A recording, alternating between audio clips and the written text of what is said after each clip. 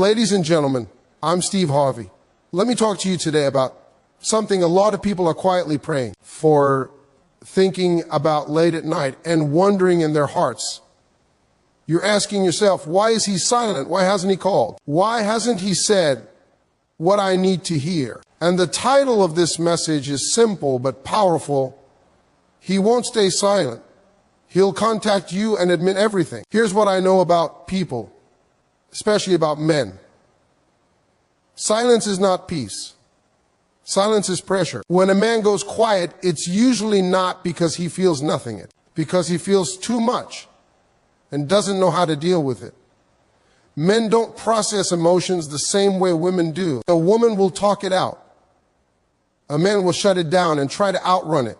But let me tell you something, you can't outrun your conscience. When a man truly cares, when he knows he messed up, when he realizes he mishandled something valuable, that silence becomes heavy. Every day he doesn't call, the weight gets stronger. Every night he doesn't text, his mind starts replaying conversations, moments and memories. He starts hearing your voice in his head. And that's when silence becomes uncomfortable. When a man goes silent, the first mistake people make is assuming that silence means indifference. In reality, silence is often the loudest sign of emotional pressure. Men are not taught how to comfortably express vulnerability, confusion, regret, or fear. From a young age, many men learn that strength means holding things in, staying composed, and not revealing emotional struggle. So when emotions become overwhelming, the instinct is not to talk, but to withdraw. Silence becomes a shield, a way to process without exposing weakness. Emotional pressure builds when a man realizes something matters more than he expected. It shows up after arguments, misunderstandings, or moments where he knows he mishandled the situation. He starts replaying conversations in his mind, wondering what he should have said differently. He feels the weight of unfinished business, unresolved emotions, and words left unspoken. Instead of reaching out immediately, he retreats, hoping time will dull the feelings or provide clarity. But the truth is, emotions don't disappear just because they're ignored. Silence can also be a sign of inner conflict. A man may feel pulled between what his heart wants and what his pride allows. He might want to call, explain, apologize, or admit the truth, but fear holds him back. Fear of rejection, fear of being misunderstood, fear of looking weak. So he stays quiet, convincing himself that distance is safer than honesty. But that internal tug of war creates stress, not peace. The more he cares, the heavier the silence becomes. Another reason silence carries emotional pressure is guilt. When a man knows he made a mistake, guilt doesn't always push him to act right away. Often, it paralyzes him. He doesn't know how to start the conversation or how to undo what's already been done. He worries that reaching out will reopen wounds or confirm his failures. So instead of facing the discomfort of accountability, he chooses the discomfort of silence, even though it slowly eats away at him. Silence also intensifies when he senses that the other person is pulling away. When calls stop, messages slow down, and the energy shifts, his mind starts filling in the gaps. He begins to imagine life without that connection. And that's when silence stops feeling like control and starts feeling like loss. The emotional pressure increases because now he's not just dealing with his feelings, he's dealing with the possibility that he may have permanently damaged something valuable. What many people don't realize is that silence often means he is thinking deeply. He is weighing consequences, imagining outcomes, and confronting truths he's been avoiding. He may not have the words yet, but the feelings are very much alive. Silence becomes the space where emotions gather strength. The longer it lasts, the harder it is to contain what's building underneath. Eventually, emotional pressure reaches a breaking point. A man can only suppress feelings for so long before they demand expression. Silence stops protecting him and starts hurting him. That's when the need to speak becomes stronger than the fear of speaking. At that moment, silence no longer serves him, and communication becomes the only relief. So when someone goes quiet, it's important to understand that silence is not empty. It's full of thoughts, emotions, and internal struggles.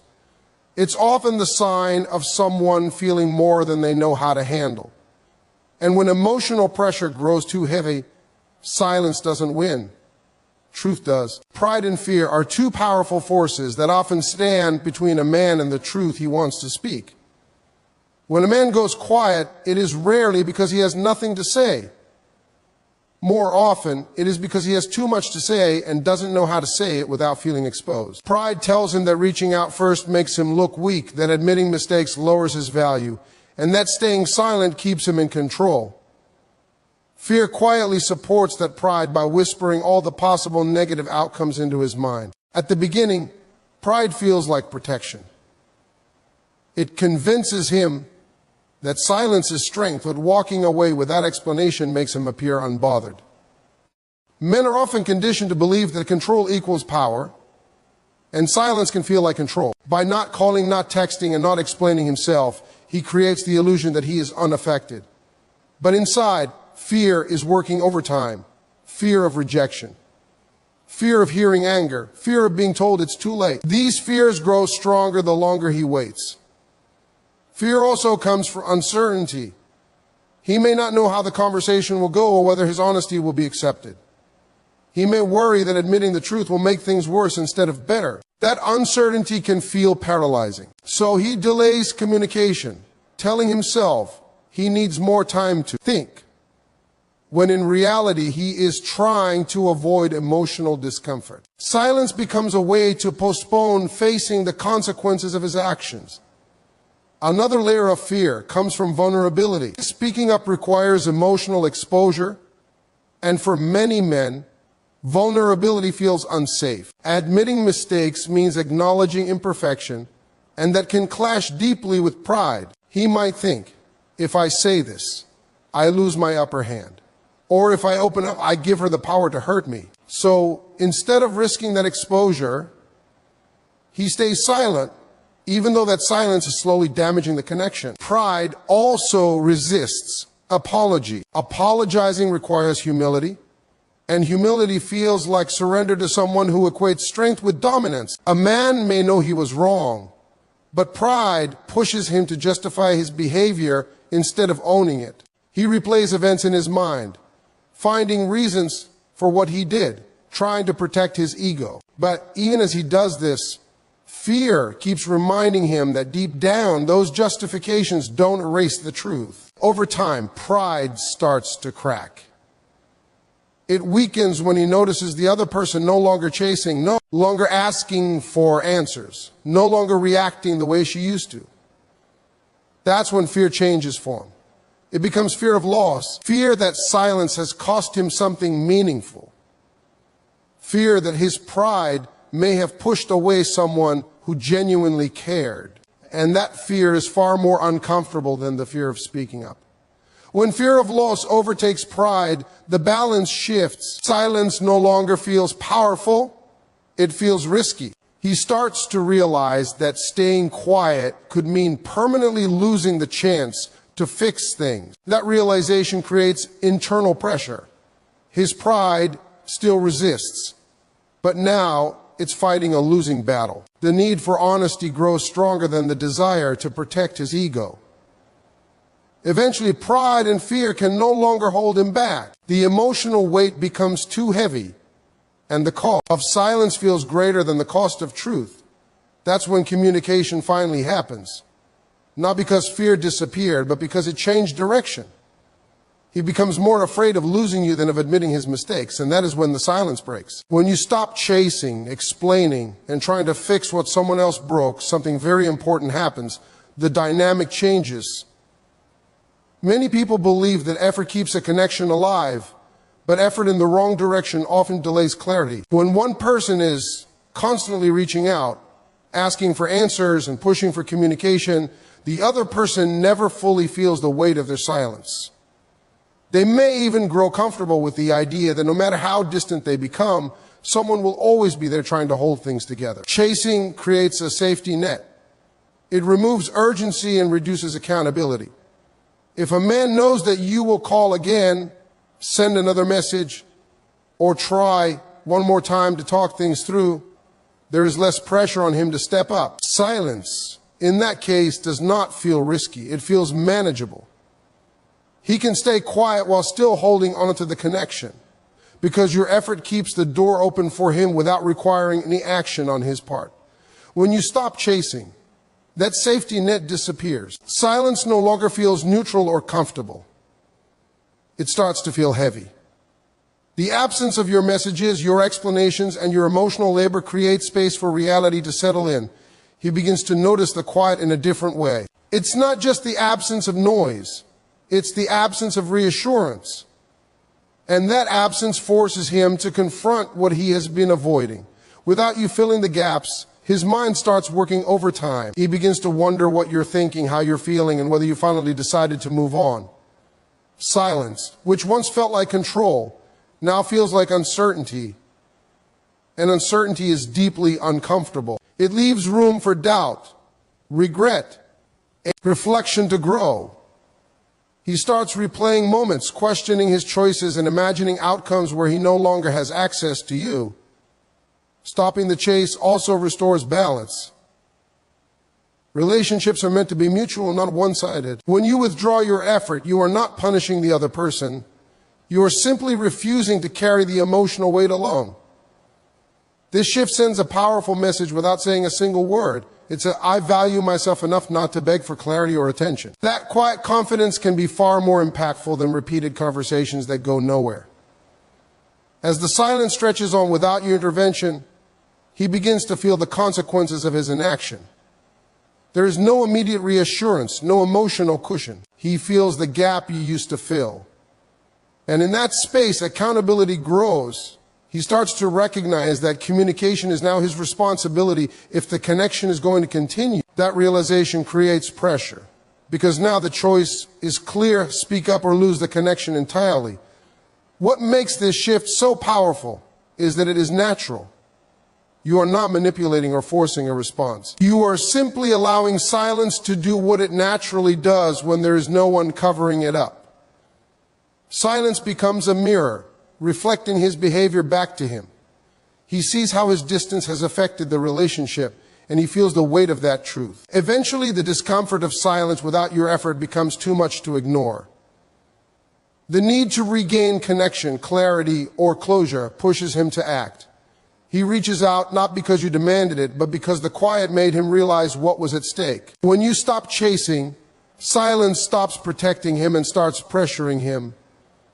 And that pressure is often what leads to honest communication. Absence has a way of revealing truths that constant presence can hide. When someone is always there, always available, and always trying to make things work, their value can be taken for granted without intention. It isn't because they lack worth, but because familiarity can dull awareness.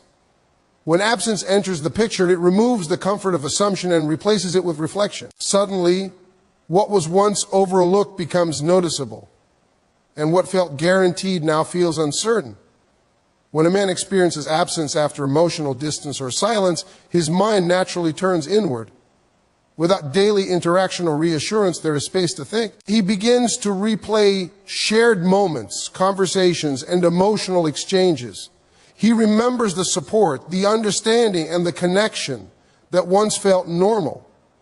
In that space, he starts to recognize what he actually had, not just what he assumed would always be there. Reflection often begins with small thoughts. He wonders how you're doing, what you're thinking, and whether you're feeling the same way you used to. Those thoughts gradually deepen. He begins to compare life with you to life without you. And that comparison is powerful. It brings clarity because contrast sharpens perception. What once felt replaceable now feels specific. What once felt ordinary now feels meaningful. Absence also removes distractions. When communication slows or stops, there are fewer emotional interruptions to mask unresolved feelings. He can no longer rely on casual conversations or surface-level interactions to avoid deeper questions. Instead, those questions rise on their own. Did he take you for granted? Did he mishandle something important? Did he assume you would always stay, no matter what?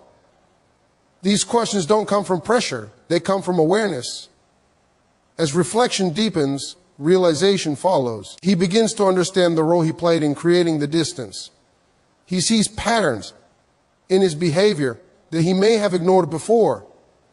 Perhaps he avoided difficult conversations. Perhaps he prioritized pride over connection. Perhaps he underestimated the impact of his silence. Absence gives him the clarity to see these things without defensiveness because there is no immediate argument to win or image to protect. This realization can be uncomfortable. It challenges the narrative he may have told himself. It forces him to confront the possibility that his choices had consequences, but discomfort is often the doorway to growth. In that discomfort, he begins to recognize not only what he lost, but why he lost it. And that understanding is what transforms regret into accountability. Absence also highlights emotional attachment. When someone truly matters, their absence creates a noticeable void. He feels it in quiet moments, in routines that no longer feel the same, and in milestones he imagines sharing. That void is a reminder of connection, and connection, once recognized, demands acknowledgement. He starts to realize that silence did not erase feelings, it amplified them. As realization sets in, the urge to act grows stronger. Reflection without action eventually becomes unbearable. He understands that if the connection is to be restored, he must speak. Absence has shown him the truth of what he had, and realization has shown him the truth of what he risks losing. That combination is powerful. It turns passive silence into intentional communication, driven by clarity rather than impulse. There comes a moment when emotional scales shift, and what once felt safe suddenly feels dangerous.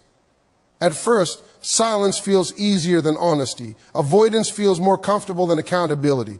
Admitting mistakes requires vulnerability, and vulnerability feels risky. But over time, the emotional cost of holding everything inside begins to outweigh the fear of speaking up. That is the moment when internal pressure reaches a turning point. In the beginning, staying silent feels like self-protection. A man may believe that by not reaching out, he avoids conflict, rejection, or emotional exposure. He tells himself that time will smooth things over, that feelings will fade, or that the situation will resolve on its own. But emotions don't disappear just because they are ignored. They build quietly, gaining strength beneath the surface. Every unspoken word adds weight, and every unanswered question deepens the pressure. As days pass, the fear of silence changes shape. It stops being about avoiding discomfort and starts becoming about loss. He begins to sense that the connection is slipping further away with each passing moment. He notices that the distance is no longer temporary, it feels permanent. That realization is unsettling. It introduces a new fear. The fear that by saying nothing, he is choosing to lose something meaningful. This is when the emotional balance shifts. The fear of admitting mistakes, once overwhelming, now competes with the fear of regret. Regret has a unique power. It doesn't shout, it lingers. It shows up in quiet moments, in memories, and in unanswered what-ifs. He starts imagining a future where he never spoke up, never explained himself, never tried. That imagined future feels heavy, filled with unresolved questions and missed chances. The weight of potential regret pushes him toward action. He begins to understand that silence no longer protects him. Instead, it threatens to define the outcome permanently. He realizes that even if honesty leads to rejection, at least it brings closure. And closure feels better than endless uncertainty. Speaking up becomes a way to reclaim some control, not over the other person, but over his own conscience.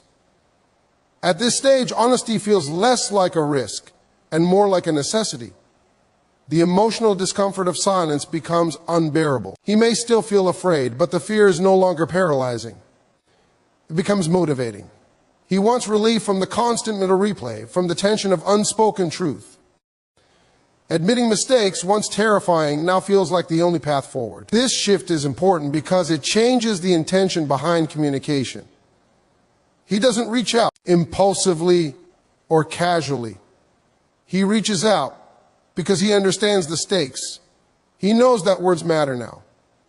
He knows that this moment requires sincerity, not defensiveness. The desire to preserve pride fades, replaced by the need for authenticity. When the pain of losing you outweighs the fear of being vulnerable, silence loses its power. At that point, speaking up is no longer about fixing everything, it's about being honest. And honesty, even when difficult, offers a sense of relief that silence never could. That emotional turning point is what finally pushes him to admit the truth and break the quiet. When communication finally happens, it rarely comes from a place of comfort. It comes from emotional necessity. By the time someone reaches the point of speaking after prolonged silence, something inside them has already shifted. Silence has done all it can do, and it no longer serves its purpose. What once felt like a protective barrier now feels like a prison. At this stage, communication is not optional. It is the only form of relief available. Truth has a way of demanding expression. The longer it is held back, the stronger it pushes forward. Thoughts that were once manageable become intrusive. Emotions that were once controlled start spilling into daily life. He finds himself distracted, restless, and unable to fully focus. The weight of unspoken truth begins to affect sleep, mood, and peace of mind. At this point, silence is no longer strength, it is suffering. When he finally decides to speak, it is not because everything is perfectly clear. It is because staying quiet has become more painful than facing whatever comes next. Communication becomes an emotional release valve. Admitting the truth allows him to let go of the internal tension that has been building. Even if the outcome is uncertain, expressing honesty brings a sense of relief that silence never provided. At this moment, words carry more meaning. He is no longer speaking to defend himself, maintain control. He is speaking to be understood. The tone changes. There is less ego and more sincerity. He may struggle to find the right words, but the intention is different. What matters now is not appearing strong, but being real. That shift is a sign that silence has run its course. Truth also has a clarifying effect. When spoken out loud, emotions become organized. Confusion begins to settle. By admitting what he feels, what he did, or what he avoided, he gains clarity not only for the other person, but for himself. Communication becomes a moment of alignment between his thoughts and actions. It brings internal consistency, which is essential for emotional peace. This is why communication at this stage often feels raw and honest. There's less performance and more authenticity. He may admit fears he never shared before. He may acknowledge mistakes he once minimized. He may express emotions he didn't know how to handle earlier. This kind of admission doesn't come from pressure or persuasion. It comes from emotional readiness. Once truth is spoken, silence loses its grip. Even if the conversation is difficult, it creates movement. Stagnation ends. Whether the outcome is reconciliation, understanding, or closure, communication opens a door that silence kept locked. It allows both people to see where they truly stand without assumptions or unanswered questions. When someone reaches this point, speaking the truth is no longer about fixing the past. It is about freeing the present. Silence can hide emotions for a while, but it cannot erase them. Eventually, truth demands space to exist. And when it finally gets that space, communication becomes inevitable, honest, and deeply revealing.